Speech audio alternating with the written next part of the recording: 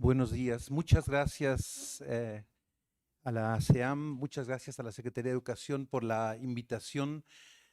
Agradezco las palabras introductorias de la maestra Lilian, también las palabras del maestro Alejandro. Muchas gracias por nuestro anfitrión, el doctor Francisco Javier, y también quisiera agradecer el acompañamiento y la preparación que me brindó la doctora Claudia Méndez Alarcón. Muchas gracias. Hoy en día nos encontramos aquí precisamente porque la nueva escuela mexicana es parte de un movimiento de cambio, de un movimiento de transformación profunda de las instituciones escolares y junto con las instituciones escolares también de la propia función, de la propia formación docente. Lo hemos visto en la pandemia y saliendo de la pandemia, cuán casadas estábamos todavía con una idea decimonónica, antigua, de la escuela como edificio, de la escuela como un lugar fijo. Actualmente se están modificando en distintos sentidos, algunos más positivos, otros desde mi punto de vista más negativos. En distintos sentidos se están modificando las formas de entender la escuela, los métodos de enseñanza y aprendizaje. Y por eso me parece tan pertinente y relevante lo que se está impulsando con estos diálogos para la formación docente. Antes de comenzar, quisiera mencionar que lo que hoy les expongo no es fruto únicamente de experiencias o reflexiones mías en lo individual, sino que forman parte de un trabajo colectivo que estamos realizando desde hace ya algunos años en el Instituto de Investigaciones en Educación, aquí casi al lado en Arcosur, en el Cuerpo Académico de Estudios Interculturales y siempre en estrecha colaboración con la Universidad Veracruzana Intercultural, pero también con actividades formativas que coordinamos junto con la Dirección de Educación Normal y con otras instituciones, ¿no? Entonces, en ese sentido, también estoy muy contento de volver aquí a la Normal Superior Veracruzana Suárez Trujillo, donde hemos participado en varios eventos que tenían que ver con la formación de formadores, la formación de formadoras.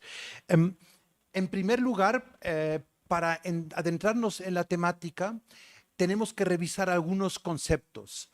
Conceptos, y ya lo mencionaba la maestra Lilian, de los nuevos programas, de los nuevos planes de estudio que giran en torno a la interculturalidad, a la comunidad, a la diversidad, a la inclusión, etcétera.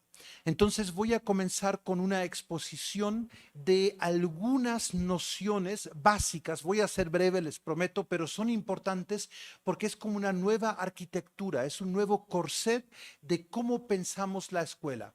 Hasta ahora estamos saliendo ahora mismo de dos procesos, de dos ciclos que se están agotando. El primer ciclo, y hablo de lo educativo y pedagógico, como también podemos hablar de otras transformaciones de nuestra sociedad, el primer ciclo comenzó aproximadamente en los años 80 del siglo pasado, que fue el ciclo neoliberal, en el cual de repente, cuando éramos profesores, profesoras, nos convertimos en recursos humanos. Y como recursos humanos fuimos formados para ser el último eslabón de una cadena, de una maquinaria de escolarización, donde lo más importante eran los indicadores cuantitativos. ¿Qué aprendías? ¿Hasta qué nivel llegabas? Para luego prepararte para el mercado. La empleabilidad era la bandera de esta idea neoliberal de la educación. Ese ciclo se ha agotado incluso antes de la pandemia, pero creo que con la pandemia quedó clarísimo que la educación que requieren las futuras generaciones no la va a dar Google, no la va a dar Teams, no la van a dar las grandes empresas, sino que solo lo lograremos si recuperamos los aprendizajes significativos, si recuperamos pertinencia tanto de contenidos como de métodos de enseñanza-aprendizaje. Entonces, este es un ciclo más o menos corto, desde los 80 hasta ahora, que se está cerrando. Creo que estamos con la nueva escuela mexicana inaugurando una fase, llamémosla por ahora, post-neoliberal, vamos a ser optimistas, una fase post-neoliberal en la que redefinimos el papel de la escuela.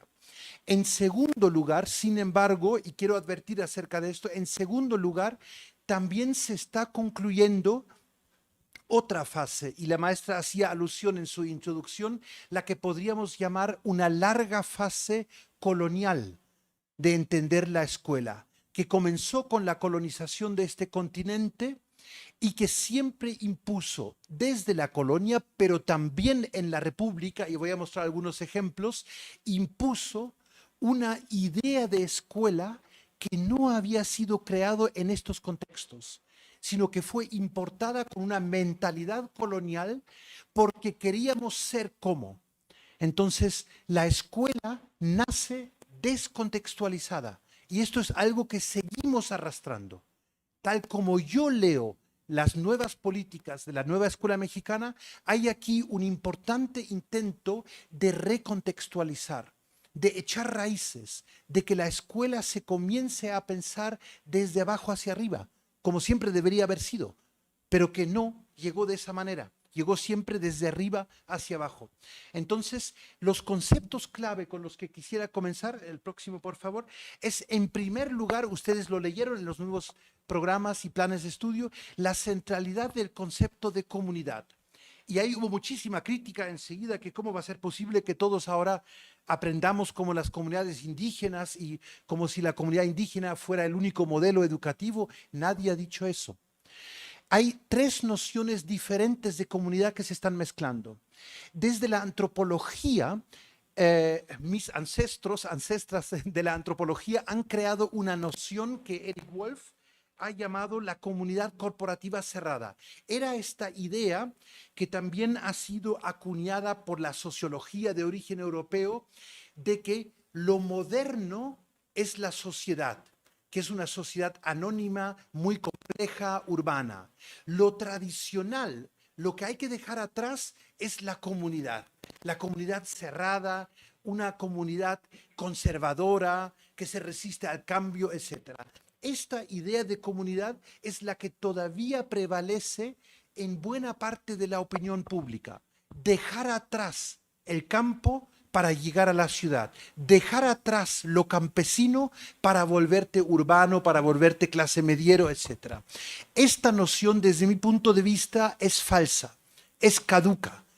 Luego surge, gracias a muchos movimientos locales, una segunda noción. Aquí en México fue sobre todo en Oaxaca, pero también en otras partes del país, donde no solo movimientos indígenas, sino también otros movimientos sociales, magisteriales, etcétera, recuperan una idea de comunidad como una forma de vida en la que el cara a cara, el conocernos, el saludarnos, el cuidarnos, se convierte un valor central. Y esto es lo que Floriberto Díaz y Jaime Martínez Luna en Oaxaca han llamado comunalidad. Comunalidad como un ethos, como una actitud ante la vida, vivir en comunidad, cuidar los lazos con las y los otros, y creo que es algo que deberíamos repensar habiendo sobrevivido esta pandemia. Entonces, lo pongo como segunda noción de cómo definir la comunidad, donde hay una fuerte delimitación de un nosotros, quienes estamos al interior de una comunidad, y el entorno. Sin embargo, y así leo la nueva escuela mexicana con su idea comunidad, sin embargo, considero que hay una tercera y muy importante idea de comunidad, que es aquella que se quita las vendas, se quita el sesgo de pensar que somos sociedades de individuos, que somos individuos atomizados, aislados, que podemos por nosotros mismos, por nosotras mismas, y reconocer que en todas partes del país, en todas partes del continente, vivimos en comunidad, solo que no lo hemos percibido, porque nos creíamos el mito neoliberal de que yo productor, yo consumidor, yo sé solo, yo puedo solo. Entonces, recuperar esta idea de que la sociedad hoy en día, Manuel Castells lo llamó la sociedad red, es una sociedad compuesta de redes de comunidades.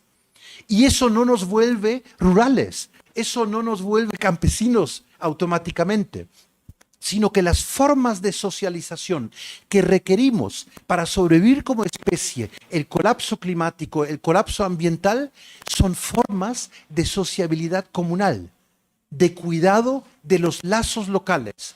Entonces, la primera idea que quisiera lanzar es que la comunidad es una forma de organización social para el conjunto de la sociedad. Obviamente, en la Sierra de Songolica, la comunidad funcionará de una manera distinta que en el barrio X de la ciudad de Jalapa. El grado de anonimato, las formas de interacción son muy diferentes, pero en muchas ciudades del mundo hay movimientos agroecológicos, hay movimientos de recuperar el espacio público, pero no para tener una plaza inerme muerta, sino para ahí poder plantar, para ahí poder tener alimentos. Ustedes saben que con el colapso que viene encima, los citadinos somos el problema porque no producimos nada en el sentido material. Producimos ideas, producimos algo para consumir, pero para la reproducción de la vida no contribuimos. Entonces, la idea de comunidad como un conjunto de pequeños grupos que se enredan con otros grupos para intercambiarse, esta idea de comunidad que nos parece súper necesaria para el conjunto de la humanidad, esta idea la tenemos que transmitir intergeneracionalmente, porque la hemos perdido. Porque la escuela neoliberal nos ha enseñado que lo importante es la competitividad, la empleabilidad, el convertirte en un recurso humano para que tu currículum venda, para que tú puedas venderte en. Y ahora estamos de alguna manera recuperando esos lazos locales para un intercambio con el otro, con la otra. La pandemia, ustedes lo recordarán, nos ha dado muchas bofetadas y una de ellas fue que no tiene sentido cuidarme yo solo al interior de mi familia si ahí afuera está la pandemia. Tengo que cuidar a mi vecina, tengo que cuidar a mi vecino para que en conjunto podamos sanar como comunidad, como vecindad, como localidad y paulatinamente como sociedad.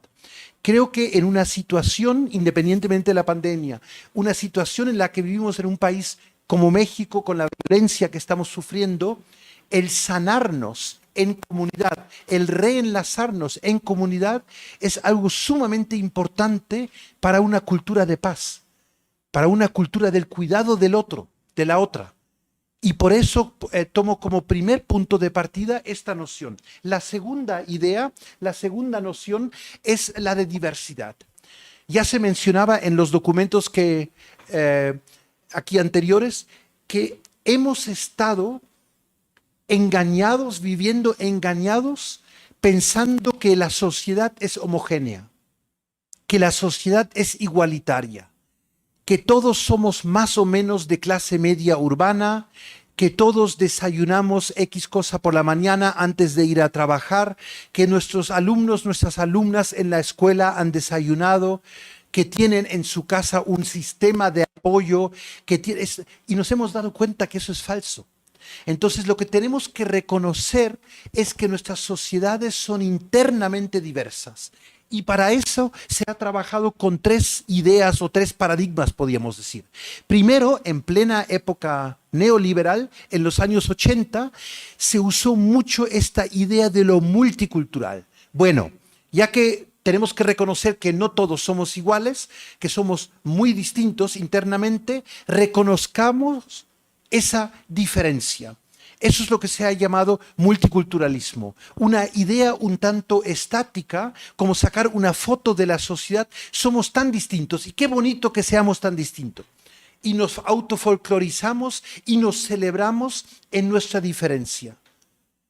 Esto es una forma muy superficial, muy poco educativa, muy poco pedagógica de generar una imagen de diversidad y diferencia sin realmente exponerte a esa diversidad, sin realmente aguantarla, tolerarla o como queramos llamarla. Porque obviamente si somos muy diversos en nuestra identidad, en nuestra forma de ser, también requerimos de nuevos mecanismos de aguantarnos, de dialogar más allá de las diferencias, más allá de las distinciones entre distintas lenguas, religiones, cosmovisiones. Eso requiere nuevas capacidades, nuevos saberes haceres. Por eso hemos pasado en una segunda fase de lo multicultural a lo intercultural. ¿Cuál es la diferencia?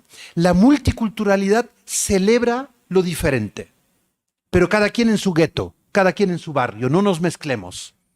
Mientras que la interculturalidad reconoce el valor de ser diferentes, pero lo reconoce como parte de una praxis. Yo quiero aprender del otro. Entonces la interculturalidad, por eso se llama inter el prefijo, es ida y vuelta. Exponerme, a veces voy a ser yo minoría y los otros mayoría, y otras veces yo voy a pertenecer a una mayoría y otros a la minoría. Luego voy con algunos ejemplos. Sin embargo, ahora que estamos iniciando un nuevo milenio, estamos intentando redefinir la sociedad, nos damos cuenta que incluso somos internamente muy diversos. No es que una persona sea mestiza y la otra sea náhuatl, o alguien sea católico y otra sea budista, simplemente. No es eso, sino que también internamente hay muchas diversidades y hay cambios de identidad, hay transformaciones y procesos. Y por eso cada vez más hablamos de diversidad en el sentido de una forma de organizar la sociedad. La diversidad es un principio rector que organiza la sociedad y que genera pautas de comunicación diversificadas, valga la redundancia, entre grupos que a veces son minoría y a veces son mayoría. Nuevamente después regreso a algún ejemplo. La próxima, por favor. Y con esta idea de diversidad llegamos al ámbito escolar, al ámbito educativo y a nuestra función. Y ahí tenemos que reconocer que estamos arrastrando un legado desde el siglo XIX, que es la idea de que lo homogéneo es deseable y lo diverso es negativo. Es problemático, es lioso. Esta idea la hemos heredado de la noción occidental, eurocéntrica, en la que se creía que la escuela, una vez arrebatado el monopolio a la iglesia, la escuela laica va a ser una fábrica de igualdad. Todos entran diversos y todos salen igualitos. O sea, la diversidad es el problema y la igualdad es la solución.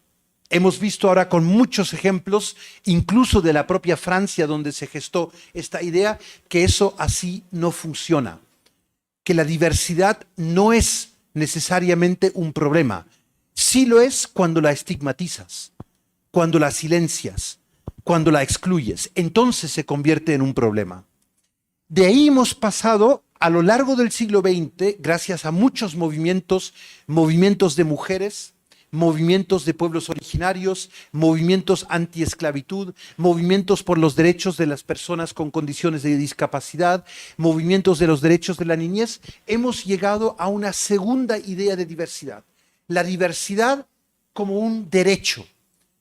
Tengo derecho a tener un tratamiento diverso en el aula, en la escuela.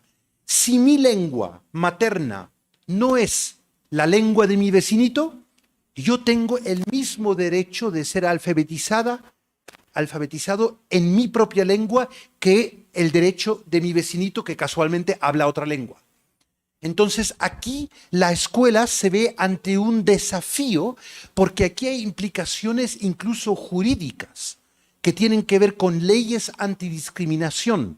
La forma como hemos excluido a personas con determinadas condiciones de discapacidad, la forma en la que hemos excluido a personas que hablan otra lengua materna o que seguimos excluyendo a determinados actores simplemente porque son diversos y porque no caben en la escuela homogenizadora. Entonces, esta es la segunda idea de diversidad a la que hemos transitado a lo largo del siglo XX.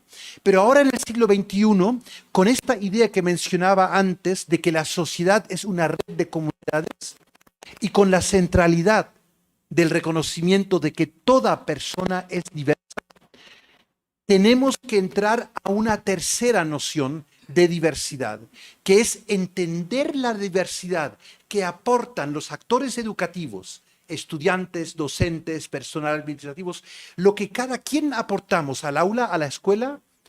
Esa diversidad es un recurso pedagógico. Es nuestra materia prima con la que trabajamos. La materia prima no es el libro de texto. La materia prima no es el currículum. Son las y los niños adolescentes diversos que llegan a mi aula. Cuanto más diversidad áulica me encuentro, más capacidades tengo de aplicar una pedagogía que realmente atiende, en vez de excluir esa diversidad. Mi lectura de la nueva escuela mexicana es esta, de entender la diversidad como un recurso, y para eso tengo que volver a formarme. Porque el modelo anterior, que me volvía a mí portavoz del currículum nacional, simplemente el último eslabón de la cadena de mando, yo ahora tengo que desaprender ciertas prácticas y reaprender otras. Pero tranquilos, tranquilas, todos estamos en ese proceso. Como decía este nuevo libro que estaba circulando de la nueva escuela mexicana, no hay recetas. Eso a veces genera ansiedad, pero qué bonito si te gusta la cocina y si no hay recetas impuestas. Y estamos aquí porque nos gusta la cocina de la educación. Entonces, olvidemos las recetas y regresemos a la misión educativa clásica, que es el aprendizaje, el interaprendizaje, el aprender juntas y juntos. Y esta es para mí la principal invitación de la nueva escuela mexicana. La próxima, otra por favor. Y por eso ahora entro al tema específico de la interculturalidad y sobre todo de la interculturalidad crítica. Ustedes se preguntarán al ver el título de la charla, ¿por qué interculturalidad crítica? ¿Hay una interculturalidad acrítica? Lo que ha habido en la época multicultural y neoliberal es, como mencionaba antes, un intento folclorizante, simple, de dar sensación de lo multi o lo intercultural. Entonces hacemos un festival una vez al año, vamos a visitar una determinada comunidad o invitamos a una mamá de origen indígena para que nos cocine aquí algo específico. Este tipo de interculturalidad es la interculturalidad que queremos evitar, porque Catherine Walsh la llamó una interculturalidad funcional. Es funcional y es acrítica porque no cuestiona las desigualdades entre las personas que somos diversas, sino que simplemente celebra esa diversidad. Entonces, la próxima, por favor. La interculturalidad crítica es una herramienta pedagógica, es una herramienta de diagnóstico para que comencemos a fijarnos en la realidad áulica y extraáulica de nuestro estudiantado. Ustedes seguramente también lo habrán vivido. Me ha pasado lo mismo, que en plena pandemia me doy cuenta que no conozco a mi alumnado. No conozco lo suficiente, conozco sus nombres, me quedo con sus caras, conozco alguna anécdota, pero no sé cómo se identifican, con quién conviven, a quién cuidan o quién los cuida, quién las cuida. Si hay una anciana o un anciano en la casa del que están pendientes. En mi caso de estudiantes universitarios, yo no sabía si tenían hijos o hijas, si cuidaban a hermanos o hermanas. Todo eso lo desconocíamos. Entonces, lo que en primer lugar quiere esta herramienta de la interculturalidad crítica es estudiar, diagnosticar la composición diversa que nos caracteriza. Y eso significa no solamente buscar al indígena, ni mucho menos, sino reconocer que los grupos en los que vivimos, las comunidades en las que nos organizamos, tienen distintas fuentes de identidad. Entonces, por eso vamos a ir en busca de esas comunidades que ya no son esas comunidades imaginadas, sino una comunidad real, que llega a través de una niña, a través de un niño a mi aula. Y pueden ser testigos de Jehová, pueden ser náhuatl hablantes, pueden ser personas trans, etcétera, etcétera. Esa es la diversidad con la que vamos a contar, queramos o no, al interior de nuestra sociedad. Y para eso tenemos que analizar críticamente, por eso el adjetivo, tenemos que analizar críticamente cómo se relacionan esos grupos con el conjunto de la sociedad. ¿Son visibilizados o son invisibilizados? ¿Son incluidos o son excluidos? Porque eso tiene consecuencias pedagógicas, incluso didácticas. El que no te hagan caso, el que tú no valgas nada en el aula, como a menudo hemos hecho, y reconozcámoslo. Llega un niño indígena y solo le hablo en mi lengua. Con eso le estoy diciendo, tu lengua no sirve pedagógicamente. Académicamente no sirve. Puedes hablar tu lengua afuera, pero aquí no. Ese tipo de procesos de silenciamiento y exclusión generan consecuencias educativas, generan fracasos de aprendizaje y además generan algo que epistémicamente tiene consecuencias. Porque esa niña, ese niño luego le va a decir a su abuela, tu lengua no es la que sirve, ya no me la transmitas, yo necesito esta otra lengua. Es solo como un ejemplo. La próxima, por favor. Y por eso insisto tanto de que no esencialicemos la cultura, lo cultural. No estamos hablando de cultura indígena frente a cultura mestiza, que es una distinción, sino que todos somos esas pequeñas arañitas que tejemos una telaraña que nos dé sentido en nuestra vida y la tejemos con distintas fuentes. A veces es mi religión la que me proporciona esos valores. A veces es mi edad, a veces es mi familia, a veces es mi profesión, mi sexo, etcétera, etcétera. Por eso somos todos, todas internamente diversos. Es una característica humana. No lo habíamos percibido porque los estados-nación partían de este tipo de identidad nacional única, de que todo mexicano igual a, todo alemán igual a. Esas ficciones que se han construido desde los nacionalismos son los que en la época actual simplemente ya no nos son operativos. Tal vez fueron necesarios en alguna época para generar un lenguaje común, para generar cierto tipo de integración, pero hoy en día discriminan y excluyen más de lo que realmente contribuyen a un encuentro entre personas internamente diversas. La próxima, por favor. Y tenemos que reconocer como parte de la interculturalidad crítica que esas fuentes de identidad de la telaraña pueden, en contextos de desigualdad, convertirse a la vez en fuente de discriminación. Lo que para mí es mi orgullo, mi lengua materna, para la institución escolar o para la sociedad puede ser una fuente de estigma. No sirve lo que tú hablas. Entonces tenemos que combinar la mirada intercultural con lo que las feministas han denominado, diversas feministas, pero sobre todo feministas afroamericanas, han denominado una mirada interseccional. ¿Por qué?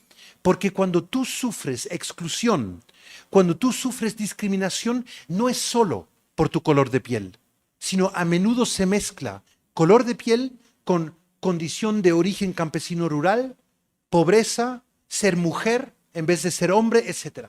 Esto es lo que llamamos interseccionalidad. Las fuentes de identidad se pueden convertir en fuentes de discriminación y se concatenan. Eres discriminada por ser mujer, por ser joven, por ser indígena, por ser nahuablante, etcétera, etcétera. Y esto es para nosotros un reto pedagógico. La nueva escuela mexicana, para trabajar desde la interculturalidad crítica, tiene que tener la capacidad de diagnosticar situaciones de discriminación, situaciones de exclusión, que a veces ni siquiera nos damos cuenta. Hay testimonios, ustedes los habrán leído, donde hay una persona que hace un dictamen psicopedagógico diciendo que una persona tiene una determinada condición de discapacidad mental, cuando lo que no pudo diagnosticar es que su lengua materna es otra. Y simplemente estaba tratando desde el monolingüismo en castellano algo que no se podía comunicar de esa manera. Entonces hay un sinfín de terribles diagnósticos equivocados simplemente porque nos faltaban los recursos, los métodos para realmente estudiar el entorno en el que trabajamos desde la docencia. La próxima, por favor. Vamos a saltarnos dos más. Otra, sí, ahí. Esto significa que en el ámbito educativo escolar específico, mi tarea como docente ya no es la de bajar contenidos de un determinado currículum nacional, sino yo tengo en cada momento, en cada contexto en el que trabajo, tengo que codiseñar, tengo que entretejer contenidos dados con contenidos emergentes, métodos propuestos con métodos que yo sé por mi conocimiento de las comunidades en las que vivo y trabajo que funcionan mejor o peor. Por eso es tan importante esa mirada investigadora, indagadora, exploratoria, como parte de mi función sustantiva como docente. Esto significa una mayor formación docente en estos ámbitos. Son tareas que antes no se nos pedían porque se creía que simplemente se trataba de imponer un determinado contenido de forma homogénea. La próxima, por favor. Esto es la parte que quería mostrar sobre interculturalidad crítica. Pero creo que la interculturalidad crítica en la nueva escuela mexicana necesita un paso más, que es la que llamaría la interculturalidad transformadora, lo que aquí llamo interculturalismo.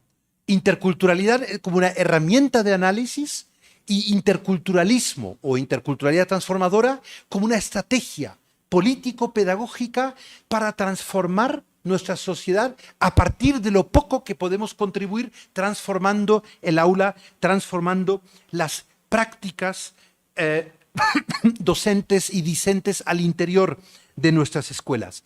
Y para eso requerimos el desarrollo de puentes entre las comunidades diversas, entre las personas que pertenecen a esas comunidades, para que paulatinamente mi aula, nuestra aula, como lugar de trabajo, se vuelva un lugar de encuentro de diversidades, un pequeño laboratorio de futuro. Sabemos que estas niñas, estos niños, se enfrentarán muchísima discriminación, muchísima exclusión fuera. Eso lo sabemos porque sabemos cómo funciona la sociedad. Pero frente a ese mundo exterior, podemos comenzar a sembrar al interior del aula. Podemos generar un ambiente, un laboratorio en el que sí se permita salir del closet, con perdón de la expresión, de una forma que todavía no te atreves fuera. Habla tu lengua, pronuncia tus saberes, aporta tu biografía, tu narración, tu experiencia, cuéntame de tus abuelas y abuelos aquí, en el aula de ciencias, en el aula de etcétera, etcétera, los campos formativos que sean. Porque aquí necesitamos tu contribución. Entonces el interculturalismo es transformador porque de repente tambalea las jerarquías entre saberes escritos, saberes orales, saberes académicos, saberes vivenciales, entre lo comunitario y lo libresco, lo que viene de la academia y lo que viene del mundo de vida del niño o de la niña. Nuestra tarea entonces consiste en generar y mantener esos puentes que sabemos que fuera todavía no existen, pero nuestra tarea transformadora es esa, impulsar pequeñas semillas, esperanzas, para que esa niña, ese niño salga con la autoestima suficiente de poder creer en su familia, en sus ancestros, en su comunidad, en su localidad, y no salir de la escuela como muchos hemos salido avergonzándonos de nuestras raíces, avergonzándonos de nuestro contexto de origen, intentando emular, copiar el ser urbanita, el ser clase mediero, el actuar como si ya soy moderno, como si ya soy civilizado, etcétera. Todo este tipo de mitologías que nos metieron en la cabeza. El próximo, por favor. Y esto significa que tenemos que transitar hacia otras formas de enseñanza-aprendizaje. La próxima. Voy a regresar a ese punto más tarde. Y eso también significa que tengo que trabajar conscientemente con las desigualdades que atraviesan mi comunidad, que atraviesan mi vecindad y que atraviesan mi práctica profesional docente. Tengo que ser consciente y volvernos como colectivo docente conscientes de esas desigualdades. Tenemos que descolonizarnos a nosotros mismos, a nosotras mismas, de esas prácticas. Nos reímos muchos con los memes sobre las nuevas funciones del Consejo Técnico Escolar. Y podemos reírnos, por supuesto, pero demuestra cuán colonizados estamos. El hecho mismo que el Consejo Técnico Escolar lo imponga la SEP desde arriba, en un determinado día. Y se acuerdan, ahora ya no tanto, pero al inicio hasta nos decían de las 9 hasta las 9:15, desde Tijuana hasta Campeche van a estar trabajando este PowerPoint. Después ponen el video con Esteban Moctezuma. Después, ¿cómo vamos a empoderar docentes de una manera conductista? Entonces, tenemos, y no solo critico la SEP, mirémonos el espejo. Es tan fácil que te den el orden del día y te digan, pues esto es lo que hay que hacer, y es tan difícil decir, no, vamos a encontrarnos. Somos una comunidad escolar. ¿Cuáles son las prioridades? ¿Por dónde comenzamos? ¿Cuál es el orden del día? Obviamente el orden del día de hoy, aquí, ahora no tiene que ser el mismo que el de Sinaloa, no tiene que ser el mismo de la Ciudad de México, ¿no? Entonces descolonicémonos también en nuestras prácticas. La próxima, por favor. Ahora, ¿qué significa esto en cuanto a las pedagogías que queremos que comiencen a vertebrar la nueva escuela mexicana? La próxima.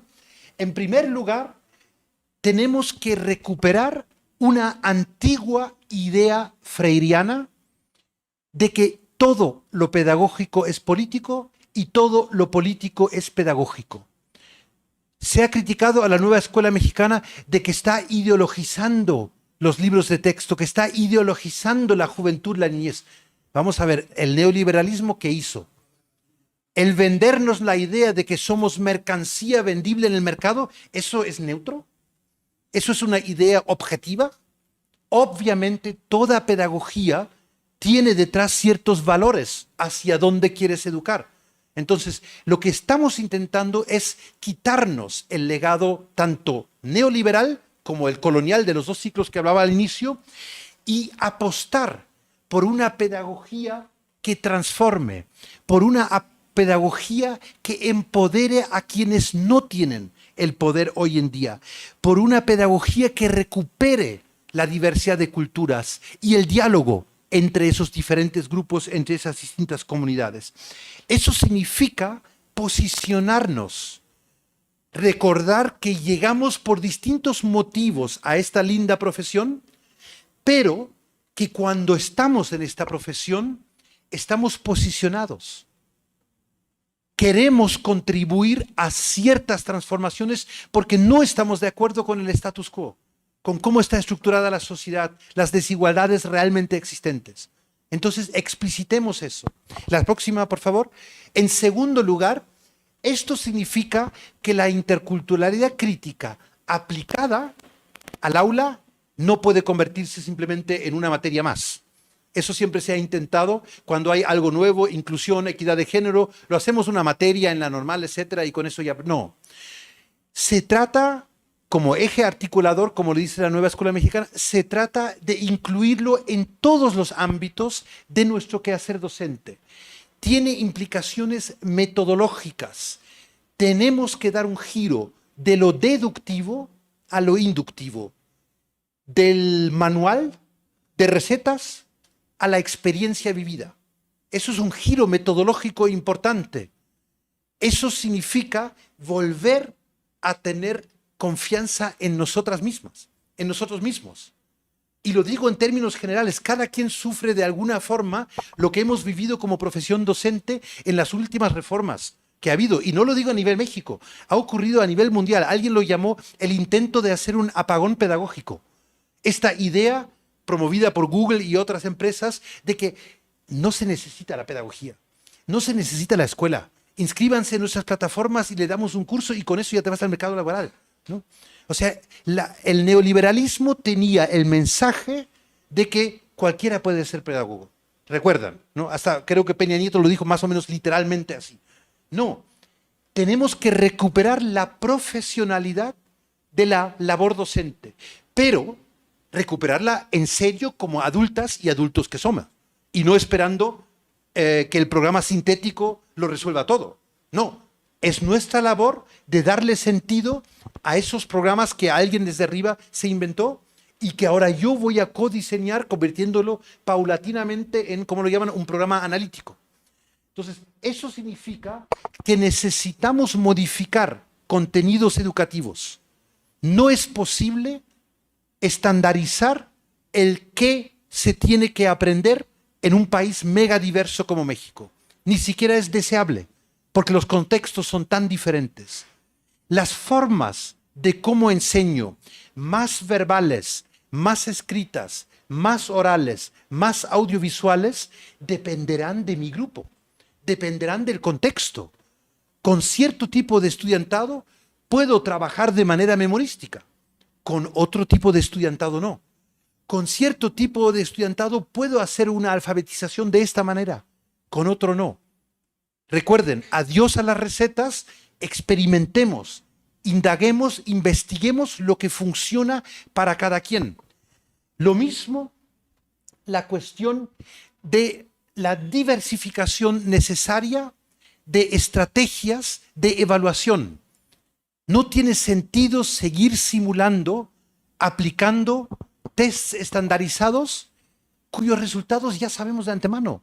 Ustedes lo saben cuando aplican esos exámenes que se inventaron fuera de contexto, conociendo su grupo, saben cómo van a salir. Entonces, ¿para qué los aplicamos? ¿Para poder rankear?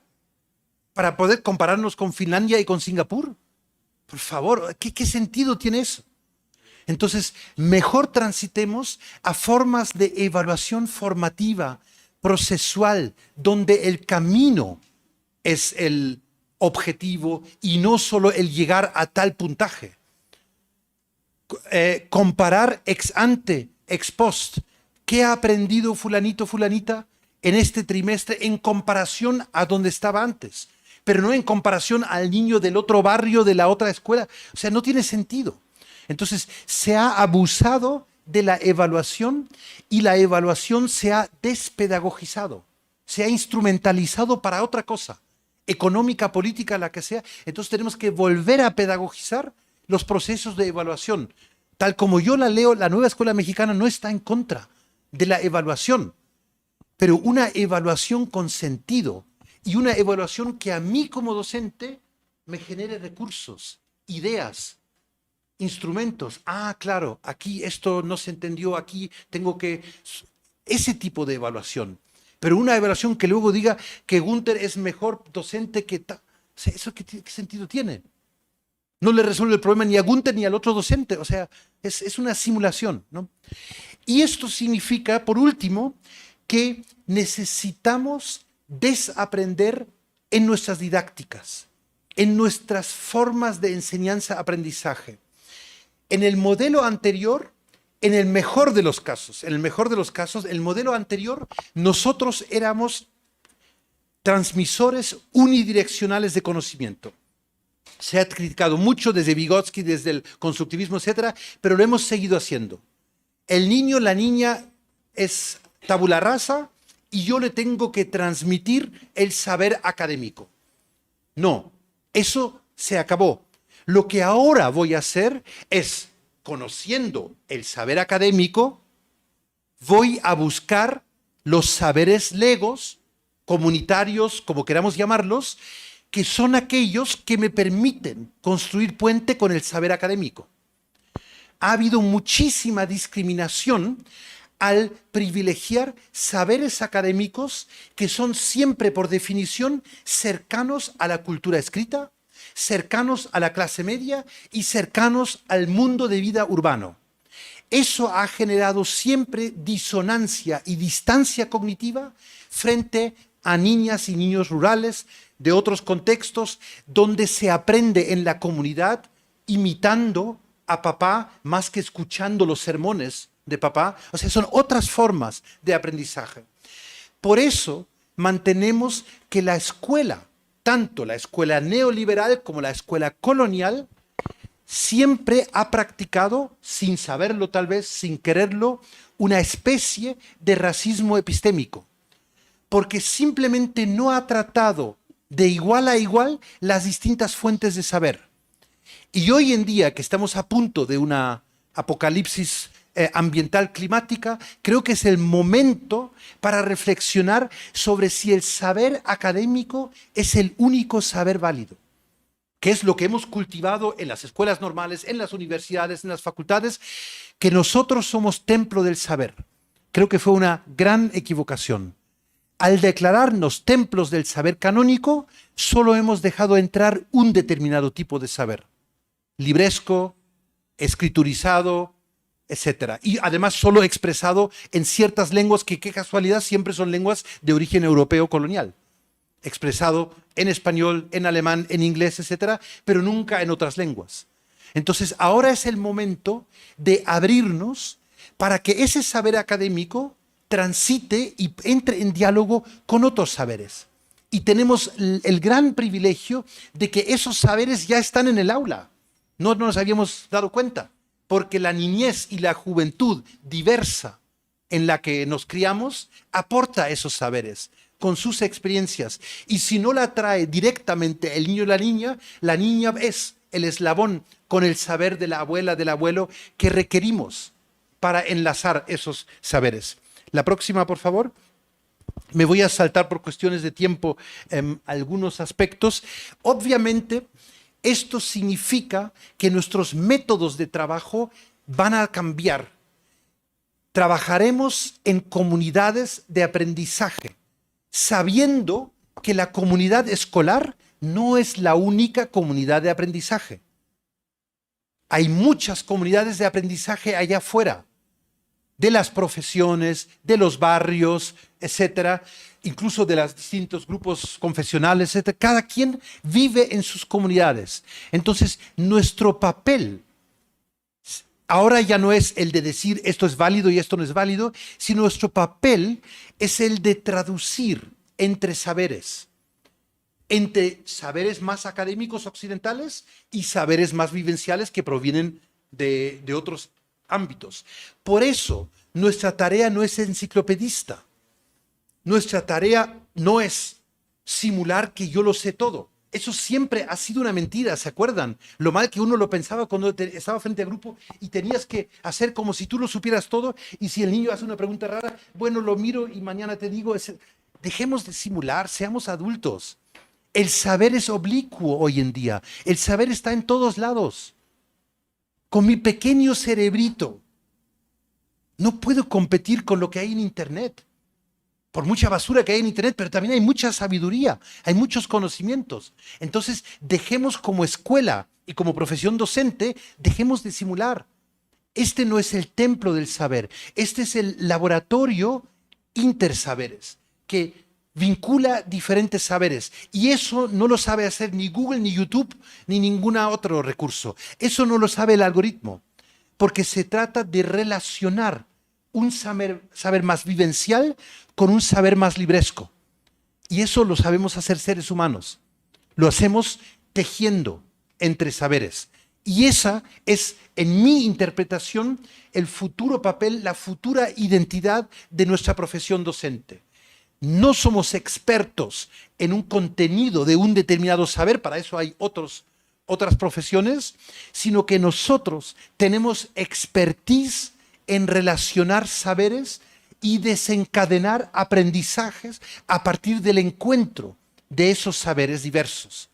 Eso es un nuevo papel importante. Muchos de ustedes ya lo han hecho. Cuando ustedes toman un libro de química, un libro de biología, etcétera, y tienen en mente, mis alumnos, mi grupo, están realizando una traducción de saberes. La idea es ahora buscar conscientemente la incorporación también de los saberes y sabores que provienen del contexto mismo, donde el niño y la niña es el vínculo con ese saber. Por eso hay una coexistencia entre comunidades de aprendizaje áulicos y comunidades de aprendizaje territorializadas, que es la vecindad, que es la comunidad, en esta idea que mencionaba antes. La próxima. Y esto significa que nosotros somos expertos de aprendizaje, no expertos de enseñanza. Somos expertos que cuando nos sale bien la clase, y ustedes lo recuerdan, cuando nos sale muy bien la clase, Te das cuenta porque tú has aprendido mucho como docente. Y por supuesto, ojalá niños y niñas también habrán aprendido. Pero ese efecto que María Bertelli llamó interaprendizaje, de que yo como docente soy la primera aprendiz, porque esto es una situación de laboratorio sin recetas, y ese aprendizaje lo puedo estimular en mis estudiantes. La próxima. Me salto algunas. En la sesión de mañana se va a trabajar mucho más esta cuestión de los cómo, de distintas formas de aprendizaje mediante proyectos, aprendizaje colaborativo. Quisiera pasar ahora a un segundo aspecto muy importante para esta idea de aprender entre saberes. La próxima, que es el eje lingüístico, la parte lingüística. La próxima. Una cuestión muy importante que tenemos que reconocer es que no existen profes de lenguas. Todos quienes nos dedicamos a la docencia somos profes de lenguas. En matemática, en cualquier materia, porque la lengua es simbolización e identidad y a la vez es comunicación. Es encontrarme con mí misma, mí mismo, y encontrarme con el otro, con la otra. Esa es, digamos, el milagro de la comunicación en distintas lenguas. ¿Qué ha pasado? ¿Por qué no hemos podido aprovechar los diferentes saberes que nos caracterizan? Desde la colonia tenemos la manía de clasificar personas en función de jerarquías. Esta jerarquía de origen de la colonia, la próxima, por favor, se convirtió posteriormente, siglo XVII-XVIII, en el tristemente famoso cuadro de castas, donde a toda persona en una sociedad que se piensa a sí misma como inherentemente desigual, todas las sociedades coloniales parten de la desigualdad entre colonizador y colonizado, esto se comenzó a esencializar. El color de piel, el sexo y la clase social se convierten ya en algo naturalizado. Entonces, algunas personas nacen acá y otras personas nacen acá. Esto no lo hemos podido descolonizar. Ya nadie piensa explícitamente, conscientemente, en estos términos donde se distinguen entre mulatos, zambos, etcétera, toda esta terminología racista, pero implícitamente seguimos siendo víctimas de lo que el historiador chileno Lipschutz llamó pigmentocracia. La pigmentocracia es un gobierno de la sociedad a partir de la asignación de determinados valores a determinados colores de piel, y esos colores de piel, recuerden lo interseccional, nunca están aislados. El problema no es solo el color de piel, el problema es que el color de piel implica clase social. El color de piel implica heteronormatividad, etcétera. Entonces, eso es lo que tenemos que descolonizar, tenemos que deconstruir. Y la primera víctima de esta jerarquía han sido las lenguas. Las lenguas que a menudo llamamos dialectos, confundiendo variantes regionales que son dialectos con lo que son simplemente distintas lenguas. Hoy sabemos de los estudios lingüísticos a nivel mundial que no hay lenguas más desarrolladas que otras, sino que las lenguas se diversifican según las exigencias y necesidades de sus hablantes. La colonia lo que ha hecho, y la república no lo ha cambiado, es encerrar determinados grupos en localidades, en las regiones de refugio, como las llamaba Aguirre Beltrán, y obviamente sus lenguas tienen una gran riqueza relacionada con el mundo natural y con el mundo campesino. Pero hablar en esas lenguas sobre astrofísica es un poco difícil hoy en día. No porque el náhuatl o el popoluca no lo permita, sino porque artificialmente y desde la escuela se ha excluido. Y yo hablo mi lengua materna, el alemán, hasta el siglo XV-XVI, era una lengua oral de campesinos en la que prácticamente no se podía decir nada civilizado, tenías que cambiar al latín o al francés. Pero después, por ciertos movimientos de determinados grupos, se convirtió en una lengua letrada.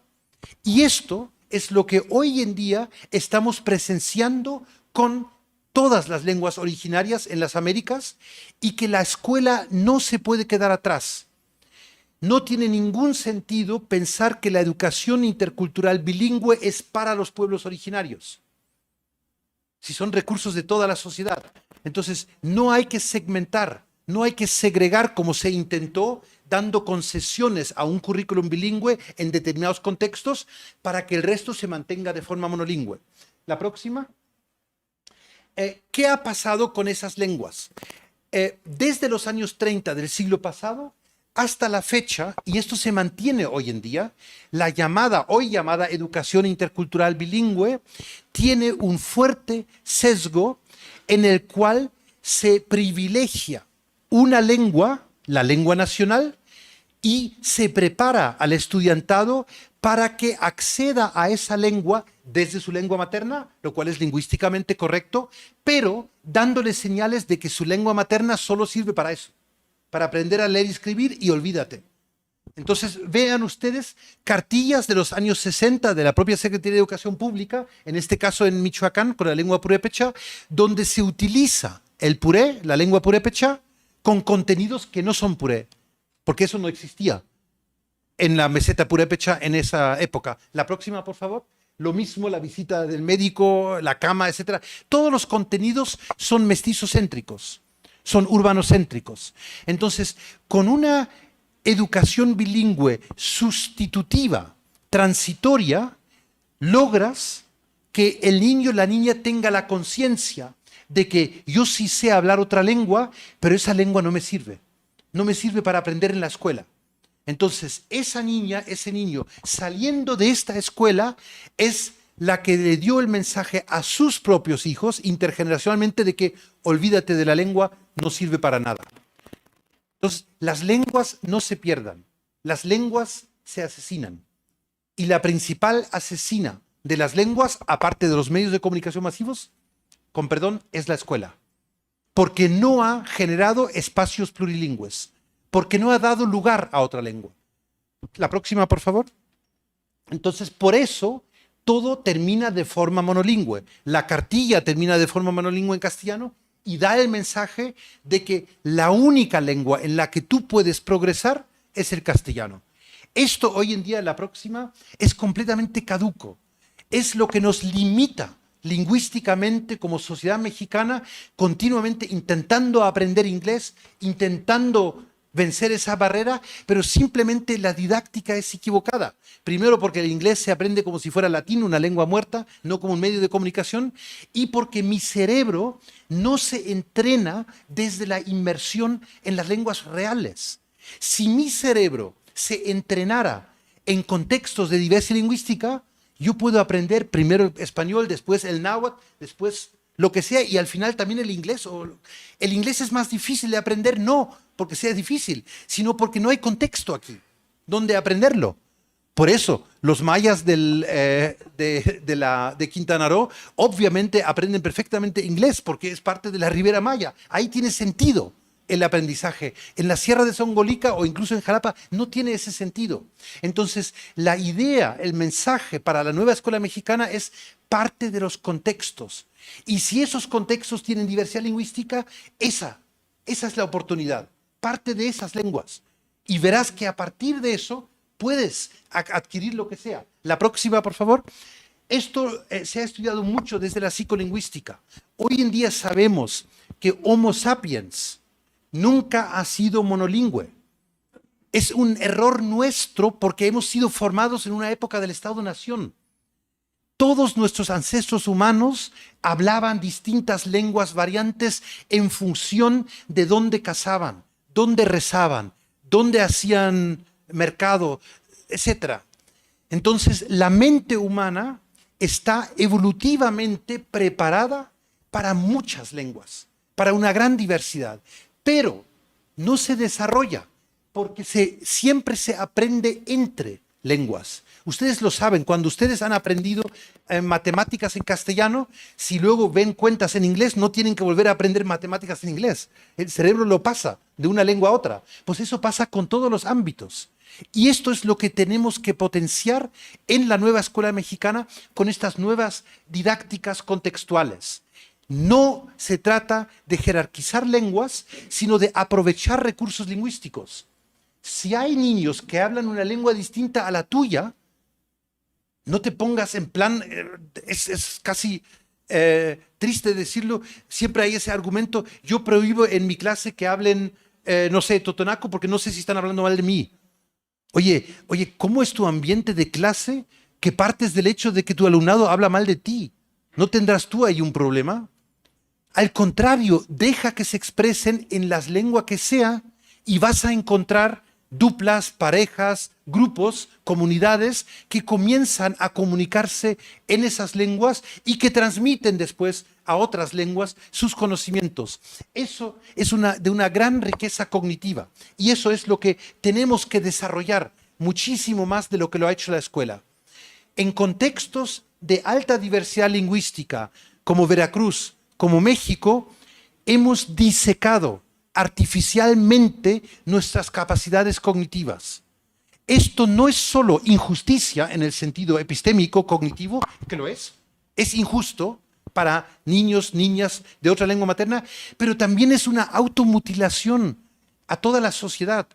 Podríamos tener profesionales multilingües que se pueden desarrollar en distintos contextos urbanos, rurales, pero en vez de eso, solo aceptamos una lengua, solo aceptamos conocimiento escriturizado, etc.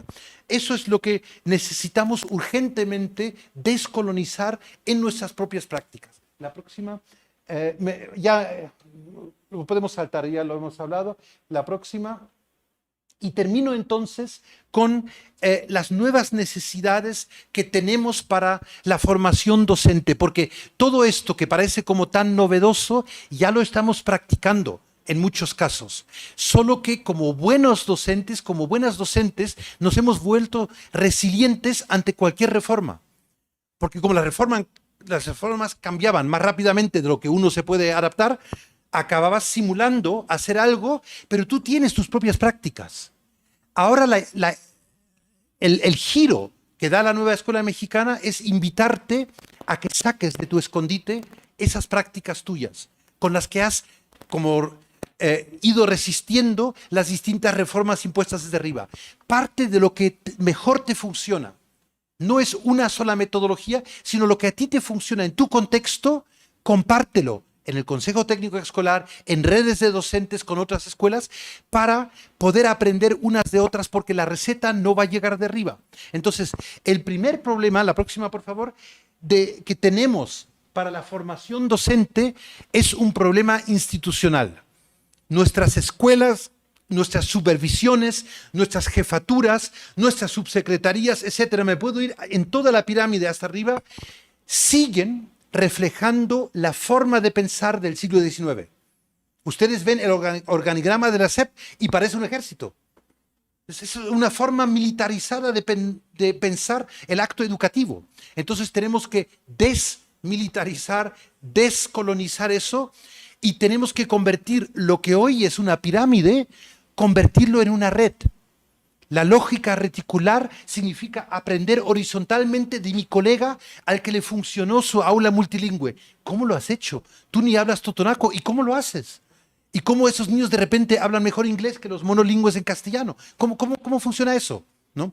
Entonces, ahí necesitamos esas estrategias mucho más exploratorias, caso por caso, que creer que tengo la receta y se la voy a vender en una formación en cascada a todo el conjunto de mi comunidad escolar, ¿no? Así no va a funcionar. Es muy importante dejar atrás, se está comenzando, pero no se ha cumplido todavía, toda esta cultura de auditoría, testitis, rellenar formatos para cualquier cosa que me puedan auditar. Creo que tenemos que recuperar la confianza. Uno de los principales legados neoliberales es que tú como docente, antes de decir nada, antes de hacer nada, eres culpable. Ahora demuestra lo contrario. Relléname formatos, cómo hiciste tu planeación, cómo hiciste... Pero si es que mi clase me sale bien, ¿por qué tengo que rellenar tantos formatos? ¿Recuerdan cuando Esteban Moctezuma comenzó? Al inicio mostraba ese tocho que había que rellenar y decía, la nueva escuela mexicana promete quitar eso. Eso es muy importante seguir insistiendo, porque no se ha logrado aún quitar ese peso de lo administrativo, tenemos que descolonizar la función docente de esas otras funciones que no son nuestras. Y lo mismo, si yo estoy diciendo que necesitamos hacer vinculación con nuestro entorno, con las comunidades, necesito tiempo para eso. Necesito tiempo curricular. Necesito la capacidad de llevarme a mi grupo fuera, a hacer otro tipo de actividades. Entonces, todo esto es un proceso lento. Nadie tiene la receta, pero estamos en el proceso. Y creo que eso es lo más importante. También tenemos que tener cuidado con ciertas persistencias de creer automáticamente que como viene un niño a mi aula que habla otra lengua, eso ya va a ser un problema de aprendizaje, cuando sabemos que no tiene nada que ver una cosa con la otra. Entonces tenemos que ser capaces de diagnosticar la diferencia entre ser bilingüe o plurilingüe y ser alguien que ha pasado por una educación marginada de mala calidad, que son dos cosas que se confunden, la desigualdad y la diversidad. Niñas y niños hoy en día del México rural a menudo padecen un sistema desigual en cuanto a la calidad de lo que se realiza, pero no en todos los casos. Tenemos muchos ejemplos de aulas multilingües o incluso de multigrado, donde hay excelentes experiencias de aprendizaje, muy novedosas, pero como están ahí perdidos en la sierra, nadie se da cuenta, ¿no? Entonces, termino por eso, la próxima, y una más, termino la última. Por eso, nuestra función docente en el futuro ya no puede ser la docencia clásica, ya lo mencioné varias veces, sino que nuestra función docente ahora complementa lo que es la docencia áulica con otras funciones. Y necesitamos, desde las escuelas formadoras de docentes, formación inicial, pero también desde la formación continua, ofrecer oportunidades, tiempos, espacios para la investigación en el sentido no de investigación, no sé, cuantitativa o publicar en revistas, no me refiero a eso. Investigación en el sentido de investigar tu entorno, conocer tu grupo, conocer las historias, conocer los contextos. Y eso también implica una mayor vinculación. No la vinculación de antes, de que invitas al comité tal de padres de familia cuando hay que hacer algo de limpieza o cuando hay que recuperar algún recurso, no. La vinculación es de ida y vuelta. Dejar la puerta de la escuela abierta siempre para actores comunitarios. De la misma forma que yo no puedo saber todo sobre astrofísica, y si quiero hacer una clase sobre astrofísica, invito a alguien de no sé qué facultad, de la misma forma voy a invitar al huehuetlaca, a la sabia, a la partera, para el aula. Eso genera aprendizajes significativos, porque de repente el niño y la niña ve con sus propios ojos que su saber contextual es equiparable con el saber académico, que ahí hay un puente, y esos son puentes cognitivos, son puentes de aprendizaje. Creo que en el futuro nuestra profesión docente va a ser mucho más rica en este tipo de procesos y nosotros vamos a recordar estos años, cuando nos jubilemos, algunos antes, otros después, vamos a recordar estos años como los años bisagra, cuando por fin dejamos de jugar a una escuela que no existe y comenzamos a abrir los ojos y los sentidos para aterrizar en la escuela realmente existente.